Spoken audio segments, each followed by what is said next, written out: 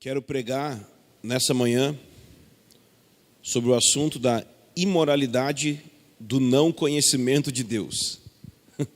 Eu sei que o nome é engraçado, mas o que eu quero falar é que não conhecer a Deus é um ato de imoralidade, é uma atitude de imoral.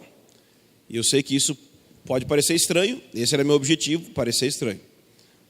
Se você achou, Oséias 4, versículo 1 diz assim: ouvi a palavra do Senhor, vós, filhos de Israel, porque o Senhor tem uma contenda com os habitantes da terra, porque nela não há verdade, nem amor e nem conhecimento de Deus.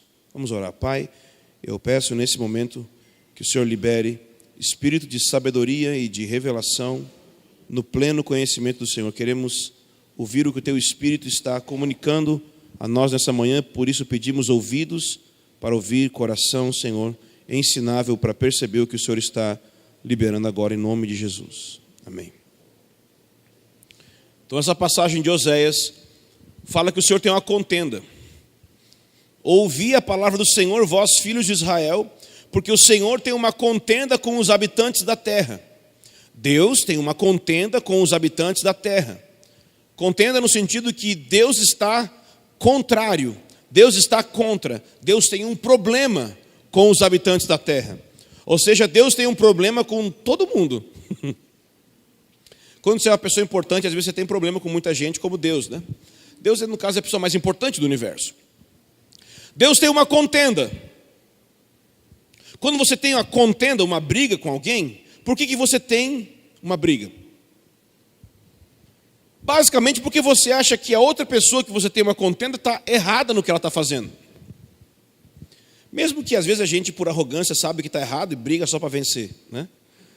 Mas Deus não tem defeito. Quando Deus tem uma briga com alguém, Deus nunca vai ser a parte que tem que mudar. Deus, né, não, se fosse discutir relação, Deus não é aquele que vai pedir perdão pelo que fez de errado. É só o outro lado que pede. Quando vai ter uma DR, só Deus nunca está errado. Então, quando Deus tem uma contenda com os habitantes da terra, é porque o negócio é feio. Tem algo errado acontecendo. E aqui ele fala de 3 coisas erradas que estavam acontecendo na terra. E que Deus estava irado, tinha uma contenda, estava contrariado. A primeira é que não havia verdade na terra. Não há verdade na terra. A segunda é que não há amor. E a terceira é que não há conhecimento de Deus. E o que é interessante é o seguinte, é que as 2 primeiras, verdade e amor, não nos parecem estranhas pensar que você possa ter uma contenda em relação a isso. Não parece estranho você brigar com alguém por causa disso. Quando alguém não fala a verdade, essa pessoa, na nossa Constituição, dependendo do nível da mentira que ela está falando, ela pode ser presa. Quando alguém mente para você, você briga com a pessoa, porque você está mentindo para mim, cara. Então, a gente entende que a mentira é imoral. Ou seja, a mentira não condiz com algo que é moral. Porque o que é moral? É aquilo que é correto, é aquilo que deveria de acontecer. Isso é moral. Ok? Nós também podemos perceber ou pensar que quando, por exemplo, um pai de família não ama seus filhos, nós nos incomodamos com isso. A gente vai falar com essa pessoa, talvez falar: ei, você é um pai de família, ame seus filhos, cuide dos seus filhos, se acontecer um divórcio, ajude com pensão, sei lá, a gente dá um jeito. Mas o fato é que quando um pai não cuida de um filho da maneira correta na nossa Constituição, ele pode perder a guarda dos filhos. Por que isso? Porque na nossa nação existe uma percepção de que isso é imoral, é errado, ok? Então existem leis na nossa nação que falam que se você não andar em verdade e não andar em amor, isso é imoral. É claro que não é em relação a tudo, ok? Mas em relação a algumas áreas da vida, nas relações sociais, em algumas áreas isso é considerado imoral, ilegal e por isso merece punição. Mas a terceira O terceiro motivo pelo qual Deus tem uma contenda com os habitantes da terra, nossa Constituição não fala nada sobre isso. O conhecimento de Deus. A nossa Constituição não vai prender ninguém por não conhecer a Deus. Mas o fato é que a Constituição dos homens é uma coisa, mas entre nós não conseguimos perceber, às vezes, com clareza, que não conhecer a Deus é tão imoral quanto mentir, é tão imoral quanto não tratar bem seus próprios filhos. Na verdade, o que eu vou argumentar hoje é que é muito mais imoral. Mas quando nós paramos para pensar, não parece ser. Por que Deus vai estar bravo por isso? Por que Deus está estressado, declarando que isso é imoral? Então, para você pensar aqui, o que é moralidade ou imoralidade? Geralmente, quando a gente pensa em imoralidade, nós associamos imoralidade com relacionamentos sexuais. Okay? Esse cara é imoral, porque ele tem um tipo de sexualidade que não se adequa aos padrões corretos. Sim, mas ela é uma imoralidade sexual. Mas além da imoralidade sexual, existem muitos outros níveis de imoralidade, ou áreas de imoralidade. A imoralidade sexual é só uma área. E você mede a imoralidade sexual pelo padrão da sexualidade correta. Então, pelas Escrituras, na Bíblia, ok? A experiência sexual correta do ser humano deve ser feita através de um relacionamento heterossexual dentro de um casamento. Esse é o padrão da Bíblia, ok? Esse é o padrão que nós chamaríamos judaico-cristão, ok? Beleza. Só que isso, entende que a imoralidade não tem a ver com, tipo assim, o quanto que você acha que algo é feio. O que é imoral ou moral não tem a ver com gosto. Não tem a ver com gostar de algo, ok? Tem algumas pessoas que entendem que a moralidade é relativa. E por que as pessoas pensam que a moralidade é relativa? Porque elas pensam que a verdade é relativa. Afirmam que não existe verdade absoluta. Quando alguém falar para você que não existe verdade absoluta, você deve perguntar para a pessoa se essa afirmação também é absoluta ou relativa. Porque quando alguém diz não existe verdade absoluta, você pergunta, e essa verdade é absoluta ou relativa? Porque se for absoluta, então existe verdade absoluta. Se for relativa, então também existe verdade absoluta, porque a verdade que diz que verdade não é absoluta é relativa.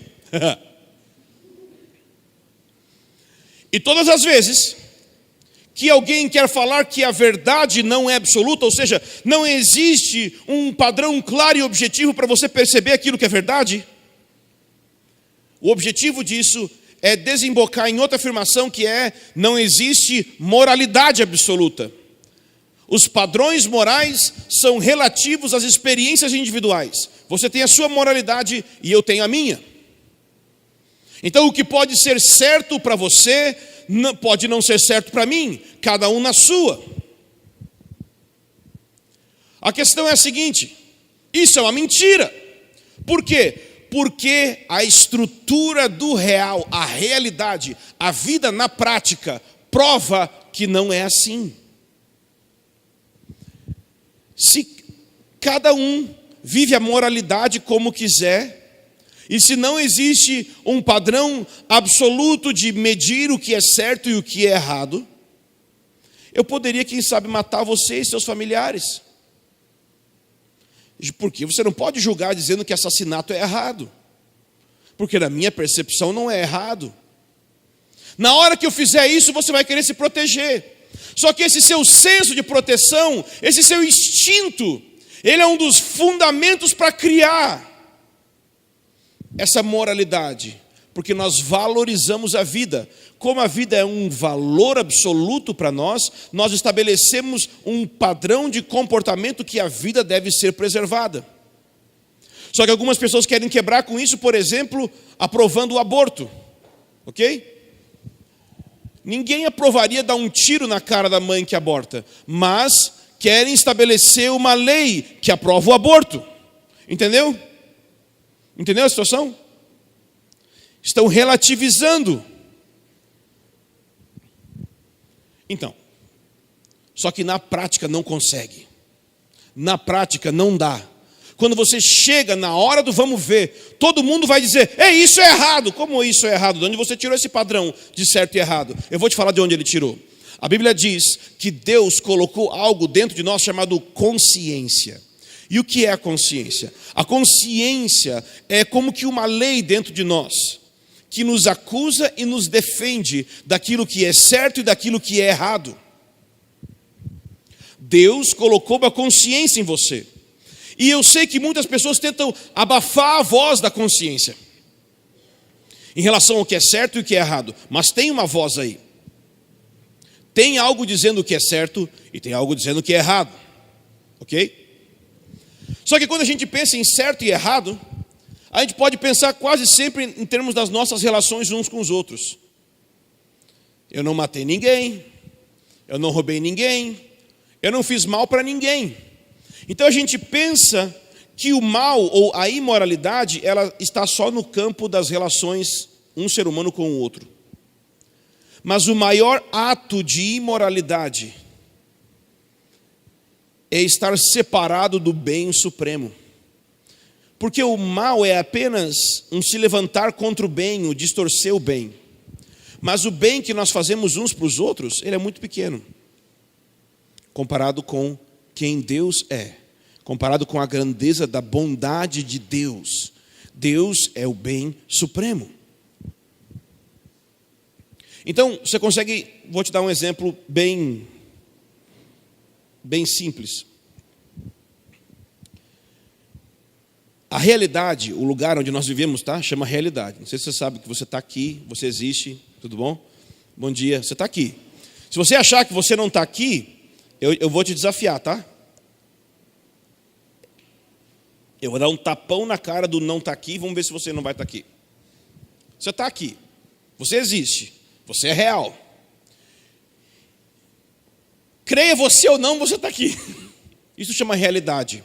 A realidade é algo que não importa se você toma consciência dela ou não, está aí. A realidade é algo que independe de você pensar nela. Ela está aí, ok? Só que a realidade, ela possui uma ordem. Existe uma ordem que é como uma estrutura de como as coisas funcionam na realidade. Um exemplo simples. Você pode duvidar da realidade de que a parede é dura. Mas a estrutura do real vai dizer que na hora que você der uma cabeçada na parede, a verdade vai ser revelada à tua testa. Ah, não, eu não acho que a parede é dura. Mas a realidade diz que a parede é dura, não importa o que você creia. Ah, não, mas eu não creio. Então dá com os cornos ali, mané. Vamos ver o que acontece. Acontece que a estrutura do real tem uma ordem que vai impedir você de fazer o que você quer. E vai te colocar para fazer somente aquilo que a realidade permite. De maneira que jamais o Kiko vai receber uma bola quadrada da mãe dele. Lembra que o Kiko sempre dizia que ia receber uma bola quadrada no Chaves? Os que nasceram depois da banda larga nem lembram que, né? Olha a cara dela ali. Ela nem viu o Chaves, eu acho. Viu o X-Pirito, que é desviado. Então, lembra que o Kiko chegava para a mãe dele, chegava para o Chaves e dizia que ia ganhar uma bola quadrada? Então não existe bola quadrada, ok? Não existe divorciado casado. Não existe casado divorciado. Não existe para dentro para fora, entendeu?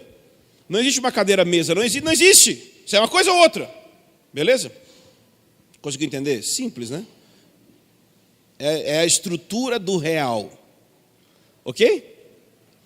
Então a realidade, ela tem uma ordem. E eu queria dar um exemplo para você pensar sobre isso. Um tipo de realidade e ordem que a gente poderia pensar é o trânsito. Não sei quem aqui trabalha dirigindo, ou se anda muito de carro, ou muito de ônibus. Mas o trânsito, ele é uma realidade que você tem que viver, né? Uma parte da realidade que você tem que viver. Mas o trânsito, ele tem uma ordem. no qual as coisas têm que acontecer. Entende? Nem todo mundo respeita as ordens, mas existe uma ordem que deveria de ser respeitada. Isso tem tudo a ver com aquilo que é moral ou imoral. Existe o real e existe a ordem de como as coisas deveriam de acontecer dentro do real. Então, você tem as leis de trânsito, você tem a legislação de trânsito, que é a ordem que define como deve ser o trânsito. Simples. E a pergunta que a gente faz é o seguinte: quem é que deu a autoridade para o Detran fazer ou trabalhar com leis de trânsito? Quem deu autoridade para as pessoas que criam as leis de trânsito criarem essas leis? Já parou para pensar nisso? Quem deu essa ordem foi a sabedoria. Sabe por que você... Bom, com exceção se alguém que trabalha em alguma coisa do governo sobre estradas e rodagens, você não está lá legislando, porque você não tem a sabedoria para tal coisa. Ok? É por isso que pessoas trabalham em legislação e outras não, porque elas têm a capacidade para isso. Tudo bem, eu sei que existem exceções no nosso país também, né? Onde, já entendeu, né? Mas vamos colocar assim como as coisas deveriam de ser, como é moral. A sabedoria tem a ver com o quanto eles entendem do trânsito. Eles entendem tão bem do trânsito que eles têm uma sabedoria tal que permite que eles criem ordens e leis de como o trânsito deve funcionar. E da mesma forma como essas pessoas criam leis sobre o trânsito, porque elas têm sabedoria, Deus é o criador de toda a realidade que existe. E, portanto, Ele tem sabedoria suficiente para definir como deve ser a ordem das coisas no mundo real. Porque tudo veio dele, Ele é sábio para legislar tudo. Consegue entender? Simples, não é? A questão é a seguinte: é que para nós não conhecer a Deus parece ser só uma infraçãozinha de trânsito. Eu só dei uma passadinha no vermelho, era meia-noite já, entende? Não tem problema. Nós pensamos que não ter uma relação com Deus, não ter comunhão com Deus, não ter intimidade com Deus, de conhecê-lo profundamente, é um errinho. Bota uns pontinhos na carteira aí e depois a gente dá um jeito. A questão é que não conhecer a Deus não é isso. Não conhecer a Deus é como você pegar a Bandeirantes na contramão, a toda velocidade, tendo uma Scania em alta velocidade vindo contrária a você. Isso é não conhecer a Deus dentro da estrutura do real. Você está totalmente ao contrário daquilo de como deveria de ser. A ordem do real está indo em uma direção, e quando você não conhece a Deus, você está indo na direção contrária do que é real, do que é certo e do que é verdadeiro, porque toda a estrutura do real vem de Deus. Ele é o Criador de tudo, Ele é o Senhor sobre tudo. Tudo que existe veio dEle, de modo que não conhecer a Deus não é um detalhezinho. Não importa o quanto você é bom para com as outras pessoas, não importa o quanto você faz o bem para os outros, a questão é se você vive o bem supremo.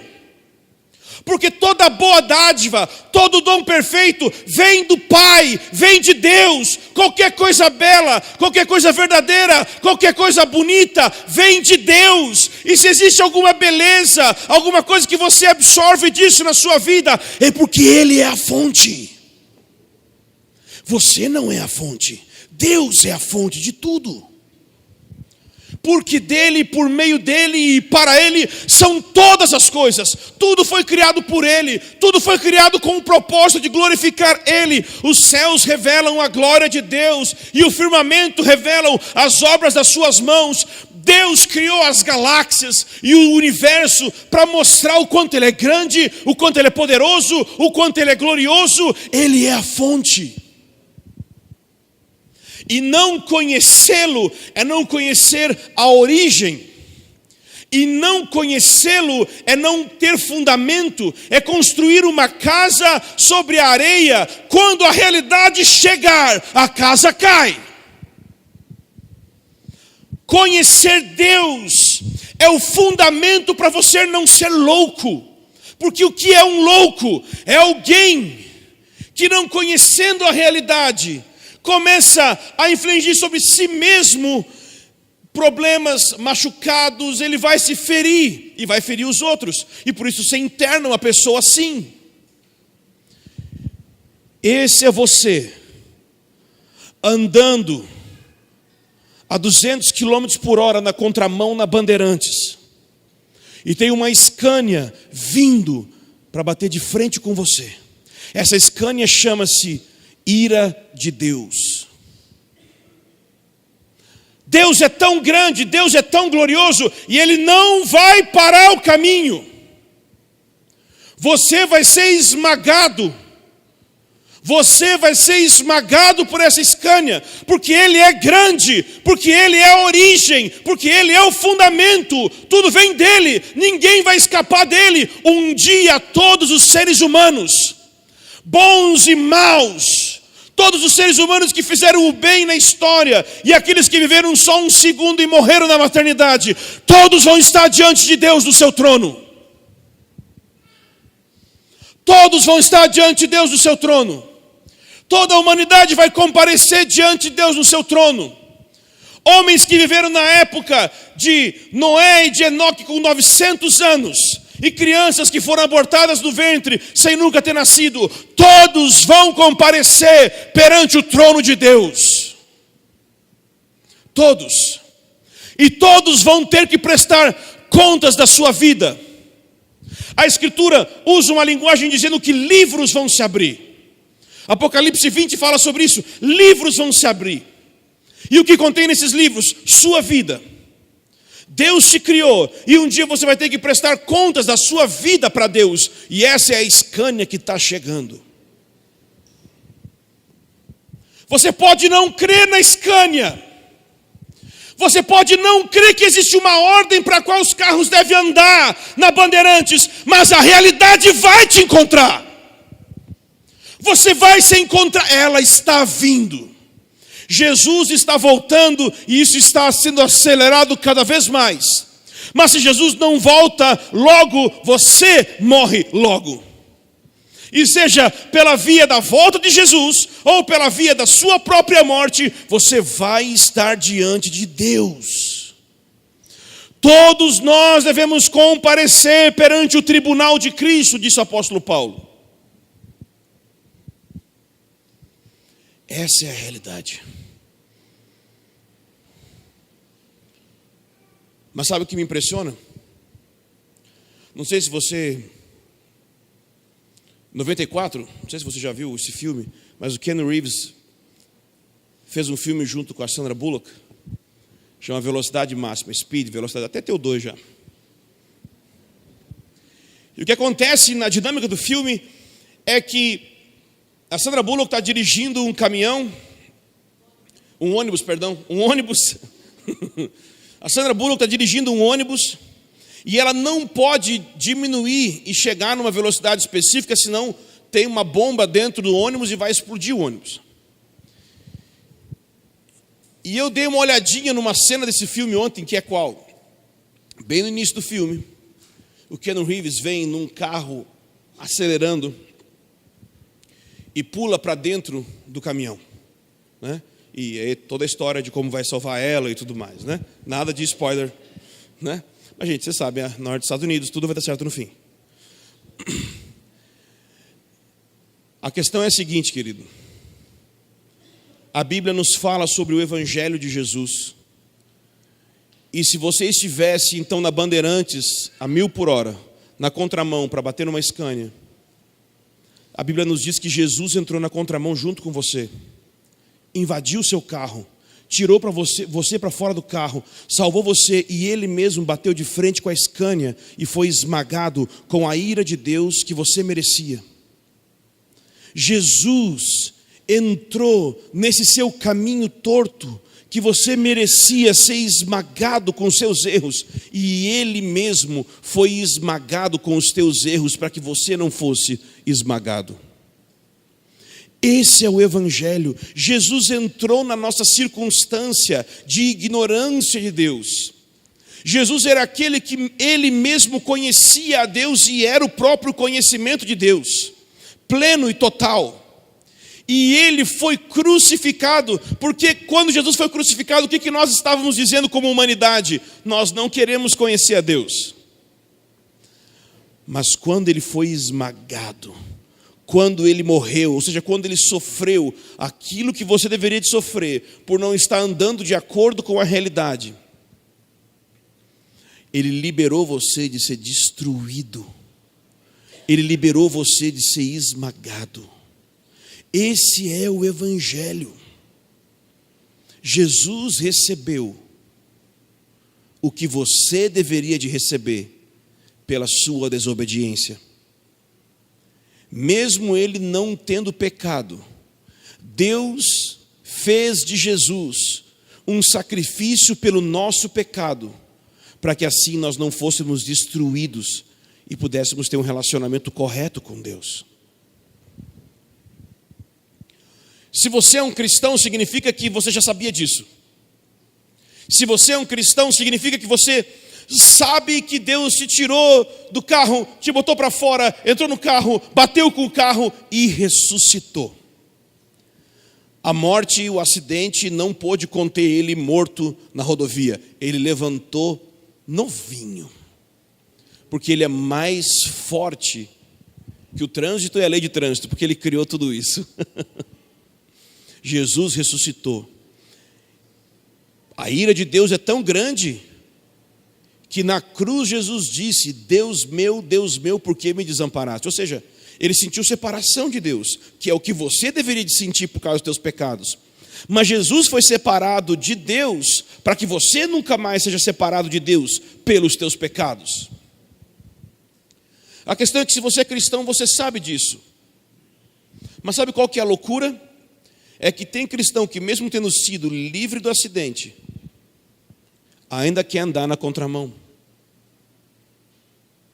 Sim, porque a Bíblia diz, versículo conhecidíssimo dos crentes: Deus amou o mundo de tal maneira que deu o seu Filho unigênito, para que todo aquele que nele crê não pereça, mas tenha o quê? Vida eterna. O problema é que a gente não se pergunta o que é vida eterna, porque a gente pensa que vida eterna é simplesmente viver para sempre. Mas João 17, versículo 3, nos ensina que a vida eterna é esta: que conheçam a Deus como o único Deus verdadeiro e a Jesus Cristo que Deus enviou. Deus enviou para quê? Para salvar você do acidente. Quando você é salvo do acidente, mas ainda quer dirigir o carro da sua vida na sua própria direção, e não na direção de um relacionamento profundo com Deus, de conhecer quem Ele é de verdade, você está na contramão do que é real. E sabe, tem gente que anda na contramão e começa a orar dizendo: Deus me abençoa na minha decisão. E Deus fala: não, eu não posso te abençoar com mais gasolina para andar mais na contramão. Deus me dá um carro melhor para andar mais rápido na contramão. Não! Eu quero tirar você disso. Eu quero botar você em outra direção. Em grego isso chama metanoia, uma mudança de direção a partir dos nossos pensamentos. Ele quer trazer conversão de direção. Será que sua vida como cristão é uma vida que é perfumadinha pelo gospel? Sabe o que é uma vida perfumadinha pelo gospel?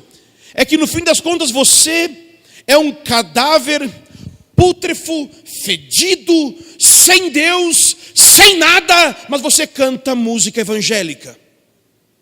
Você é um demônio, mas você lê livro bonitinho. Você fala: oh glória, você vem na igreja, mas você está dirigindo na contramão. Você não está indo na direção do conhecimento de Deus, porque não se prova isso na sua vida, porque nós conhecemos a árvore pelo fruto. Se você é assim, Meu conselho para você não é vir na sala de oração, é converter. Meu conselho para você não é ora mais, lê um livro sobre devocional, é converta. Porque você teve uma conversão falsa. Muitos vão dizer naquele dia: Senhor, Senhor, nós não profetizamos, nós não cantamos, minha versão atualizada, nós não fizemos várias coisas. E ele vai dizer o quê? Apartai-vos de mim, vocês que praticam a iniquidade, eu não vos conheço. Naquele dia, o julgamento tem a ver com o conhecimento de Deus. O quanto que eu conheci Ele e o quanto que Ele me conheceu. Deus tem uma contenda contra a terra. E Ele não está dividindo entre aquilo que foi gravado na gravadora gospel e aquilo que foi gravado na gravadora não gospel. Deus não divide a realidade entre evangélicos e o resto do mundo. É sobre a terra. Deus tem uma contenda contra a terra. É que os homens não buscam o conhecimento dele, o conhecimento do santo, da sua grandeza, da sua glória, da sua santidade, do seu poder, da sua benevolência, da sua sabedoria, da sua imutabilidade, da sua sabedoria que consegue penetrar dentro de nós com o seu espírito e encher todo o universo com a sua presença, sem assim se tornar o próprio universo, mas sustentando todas as coisas pela palavra do seu poder. É aquele que sempre existiu e um dia nasceu. Você consegue pensar isso? A única maneira que nós podemos conhecer a Deus realmente, com profundidade, é através da Bíblia. Não é através de experiências místicas. Não é através de Deus falou comigo. Não é através de eu tive uma visão. Tudo isso é bom. Tudo isso é importante. Mas o real conhecimento de Deus, inabalável, a rocha firme da revelação de quem Deus é, está neste livro. Este livro fala de uma história que é a história da humanidade e prova que o escritor dessa história, o autor, é Deus, e ela revela a personalidade de Deus. E conhecer a personalidade de Deus, suas emoções, seus planos, seu caráter, é tudo que você precisa. Talvez você não entende nada de criação de filhos, mas se você conhecer que Deus é pai, você vai saber criar os filhos. Talvez você não entende nada sobre negócios, mas se você conhecer a Deus, que é provedor, dono do ouro e da prata, você vai saber como administrar os negócios.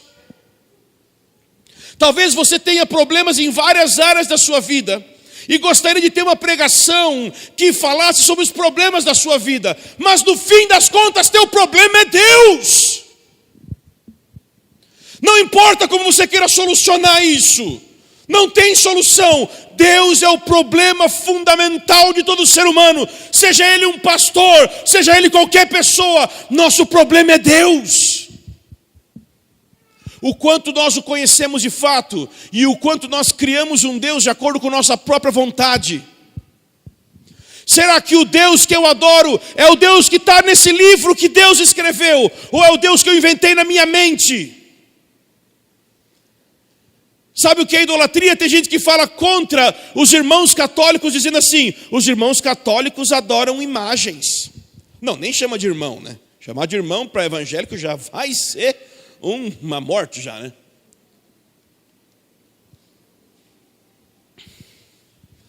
Mas se você adora a imagem que a sua imaginação criou,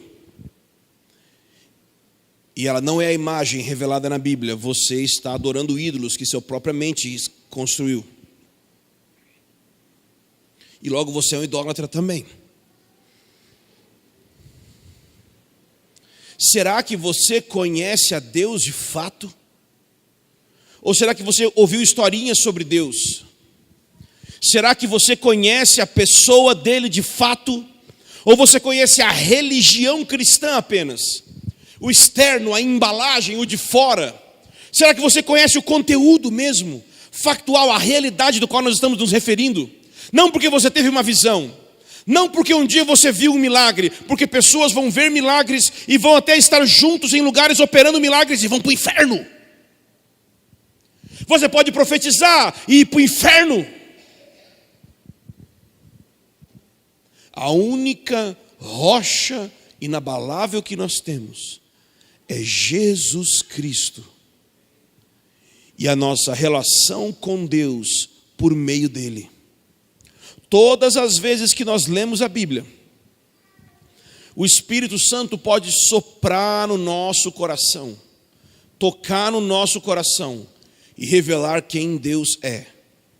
E na medida que isso acontece, nossa vida vai sendo transformada de acordo com aquilo que nós estamos contemplando, conforme nós lemos e entendemos.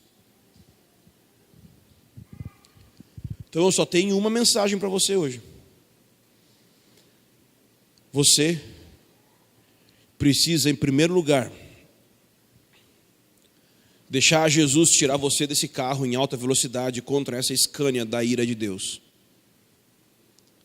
Se sua vida está indo numa direção oposta à ordem que Deus estabeleceu para a vida, a direção de conhecer Ele e não a religião, eu quero te propor a você sair desse carro, deixar Jesus te tirar desse carro, deixar Jesus tomar o controle da sua vida, tomar o volante da sua existência, se voltar para Ele, dizer: Deus, eu tenho dirigido minha vida na direção errada, eu tenho tentado criar a minha estrada na tua estrada. Não, eu quero andar do modo que o Senhor estabeleceu. Eu quero ir na direção que você estabeleceu. E você estabeleceu que a direção é te conhecer. Portanto, nesses dias nós vamos iniciar uma série nessa comunidade sobre o conhecimento de Deus, os atributos de Deus. Mas o meu objetivo não é simplesmente informar seu cérebro. Eu quero que você não vá para o inferno. Eu quero que você seja feliz de verdade nessa vida e muito mais feliz na próxima, porque você conheceu a Deus de tal forma que você entra no próximo passo da sua existência, depois da morte, depois da volta de Jesus, sendo uma pessoa plena, sendo uma pessoa completa, sendo uma pessoa que não tem do que se envergonhar.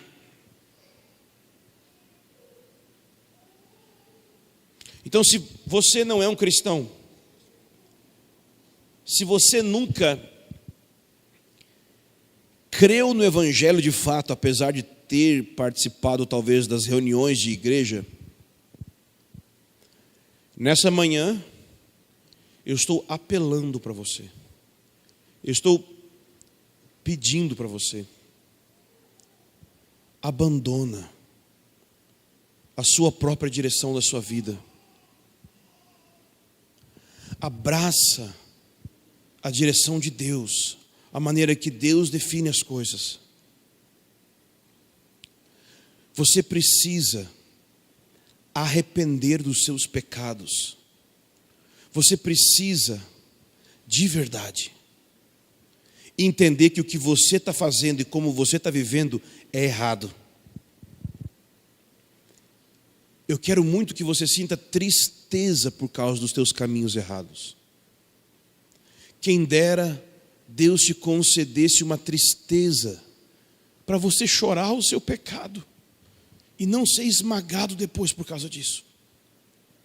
É melhor ser esmagado com a tristeza de arrependimento dos nossos pecados hoje, do que ser esmagado por uma tristeza eterna de ser eternamente separado de Deus e de tudo que é bom que está na presença dEle.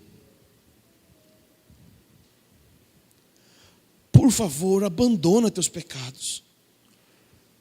O maior de todos os pecados é não ter uma relação com Deus, é não conhecer Deus, é não prestar atenção nele, é não dar valor devido a Ele, achar que Ele é só um detalhe que vai te ajudar a viver sua própria vida. Ele não é um detalhe, Ele é a vida, você é o detalhe. Por favor, olha para a realidade. O mundo não é o que você imagina, o mundo é o que ele é, e ele é o que ele é porque Deus criou ele assim. Deus é o centro, Deus é a origem, Deus é o destino de toda a realidade. Ainda que no meio tempo você queira se iludir, como o homem andando na contramão na direção da Scania, talvez pode aumentar o som do carro e cantar uma música boa, para quem sabe, dessa vez vai, mas não importa, você vai ser esmagado. A realidade vai te encontrar. Eu quero te convidar a abandonar isso, a virar as costas para isso, a nunca mais olhar para o pecado, a nunca mais querer pecar, nunca mais querer quebrar os mandamentos de Deus, a ir na direção dele. Quem dera Deus te concedesse arrependimento agora.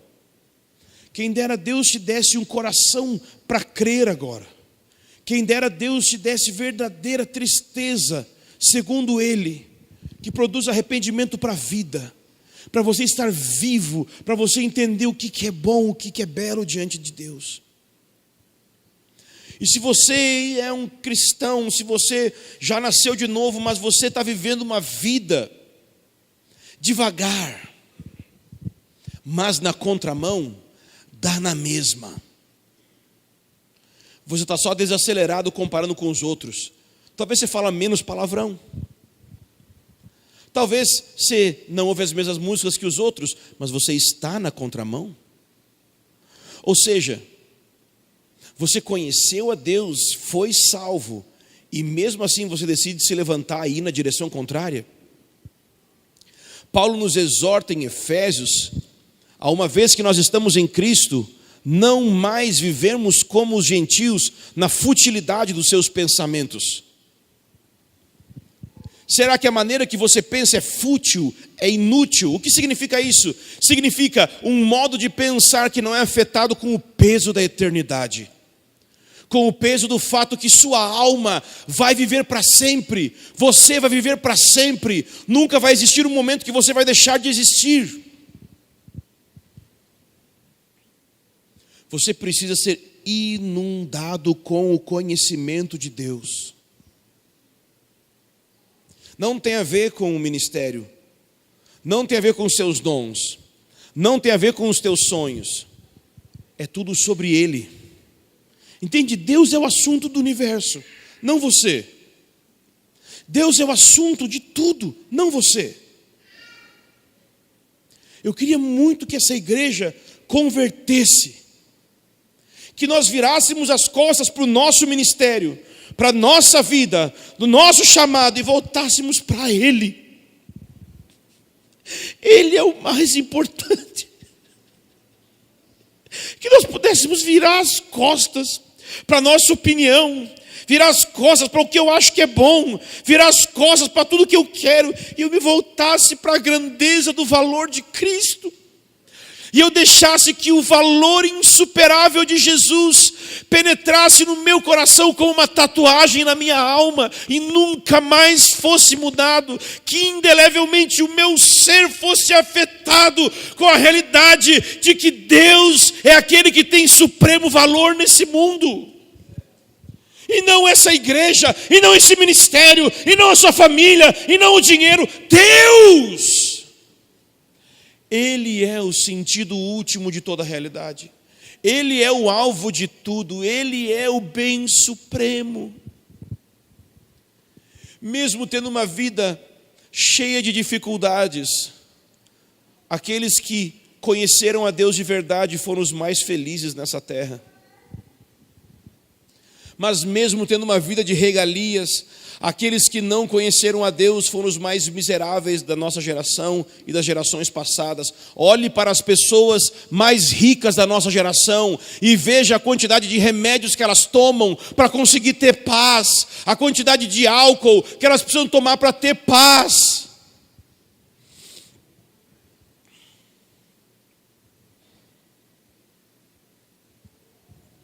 Dinheiro, casas, fama, casamento, qualquer coisa que você possa imaginar, não é benefício supremo quando comparado ao benefício de conhecer quem Deus é.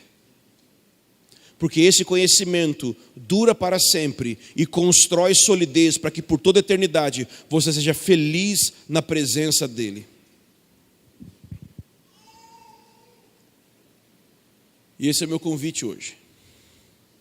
Que você vire as costas para o pecado e que você se volte para Jesus pedindo perdão pelos teus pecados e confiando que Jesus é poderoso para tirar você do carro e salvar você do acidente.